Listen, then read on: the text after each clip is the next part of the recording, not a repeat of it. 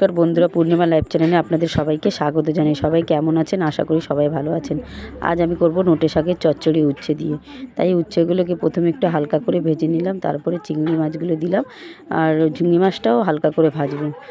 এই নোটে শাকের ভাজার থেকে এই চচ্চড়িটা খেতে খুব ভালো লাগে। তাই এর মধ্যে আবার একটু তেল দিয়ে দিলাম, দিয়ে দিলাম পেঁয়াজ কুচি, পেঁয়াজ আর কাঁচা লঙ্কা কুচি।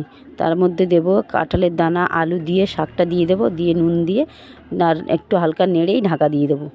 ঢাকাটা দিয়ে দিলে একটু সাঁতলেও যাবে আর একটু জলও ছাড়তে শুরু করবে। তার মধ্যে দিয়ে দেবো হলুদ দিয়ে একটু নাড়বো, নেড়ে দিয়ে তারপরে দিয়ে দেবো উচ্ছেগুলো। উচ্ছেটা একটু ভাজা আর শাকের সঙ্গে মিশিয়ে নিয়ে সর্ষে বাটা দিয়ে দেবো, দিয়ে জল ঢেলে দিয়ে ঢাকা চাপিয়ে দেবো। বেশি জল দিলাম না, মাখো মাখো করে জলটা দিলাম।